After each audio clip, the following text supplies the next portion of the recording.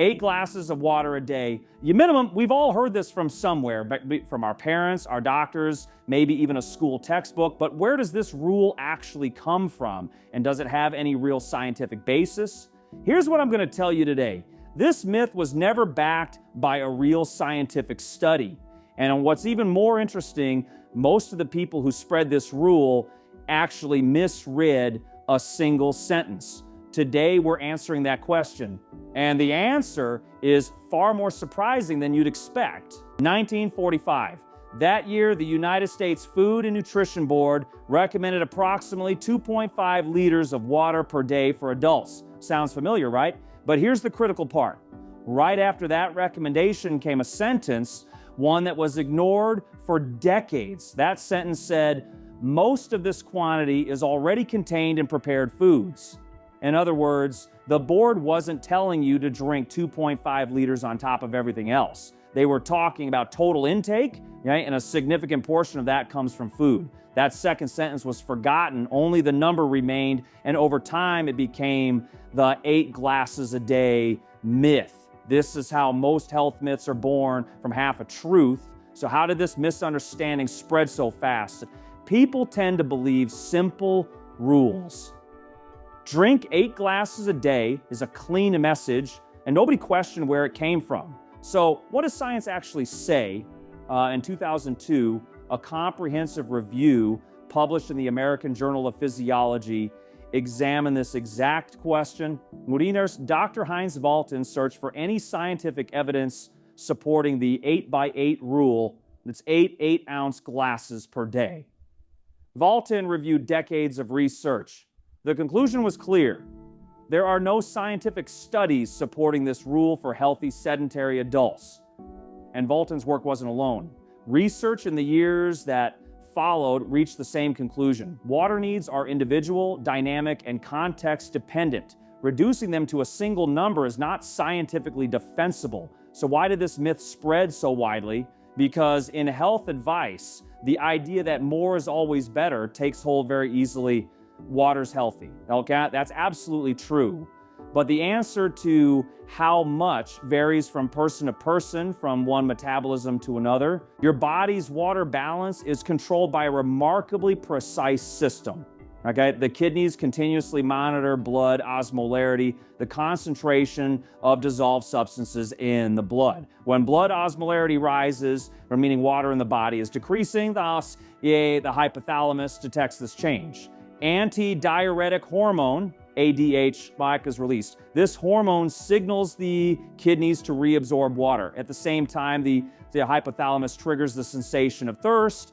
This response is an evolutionary mechanism that has been refined over millions of years. Your body already has a system that tells you when to drink. In a healthy person, this system works reliably. If you're thirsty, drink. If you're not, you don't need to force it. It's that simple. The kidneys are also remarkably flexible organs. When you take in too much water, they produce more urine. When you take in less, they increase reabsorption. Your body manages its own water balance without needing any external rule. Your fluid needs don't have to come from a glass.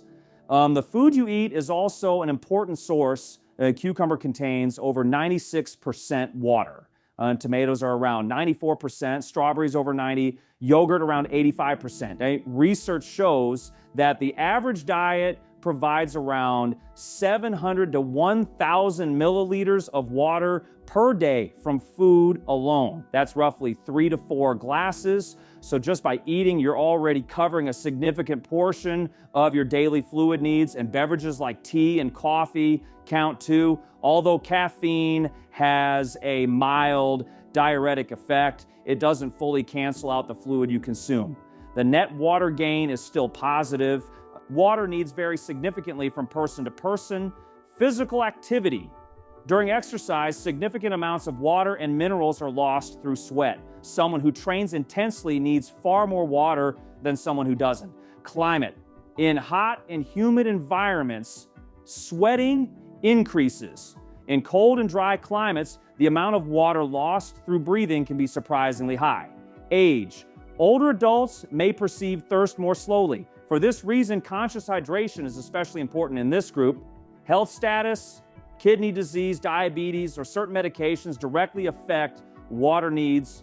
Pregnancy and breastfeeding also increase requirements. Body size is a factor too. A larger body requires more water, and it simply doesn't make sense for someone weighing 60 kilograms and someone weighing 100 kilograms to drink the same amount. In short, saying 8 glasses for everyone ignores every single one of these variables. What about drinking too much water? Seems harmless, right? Actually, it's not. Excessive water intake can dangerously lower sodium concentration in the blood. This is called hyponatremia. In mild cases, it causes headache and nausea. In severe cases, the picture becomes far more serious. Confusion, seizures, brain swelling, and even death. This has been documented and confirmed, especially in marathon runners and endurance athletes. Some athletes who drank excessive water during races experience serious hyponatremia crises. Your body is actually designed to prevent this. The kidneys can excrete excess water, but there's a limit to this process. When that limit is exceeded, sodium dilution becomes unavoidable. So the logic of the more you drink, the better doesn't hold here either. Water is also a matter of balance. Not too little, not too much. Finding that balance is the solution. So what should you do? The answer is actually much simpler. First, drink according to your thirst. Your body's thirst signal is an evolutionary mechanism refined over millions of years. If you're healthy, listening to it is enough. Don't set an artificial limit for yourself. Drink when you're thirsty. Second, check your urine color. Light yellow means adequate hydration. Dark yellow or amber means drink more. Colorless, up and down, you might want to ease back a little. Third, forget the fixed rule. Like this, if you're exercising in hot weather, sick, or elderly, your needs change. Instead of a fixed number, learn to read your own body. Listen to it. No major health organization today endorses the 8 glasses a day rule as a fixed recommendation.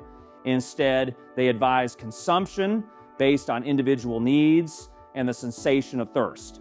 The 8-glass rule is a myth. It has no scientific basis, and your body is already telling you the right amount. You just need to listen. In our next video, we leave the world of myths and step into core biology, the mitochondria, the powerhouse of the cell. Subscribe and turn on notifications so you don't miss it.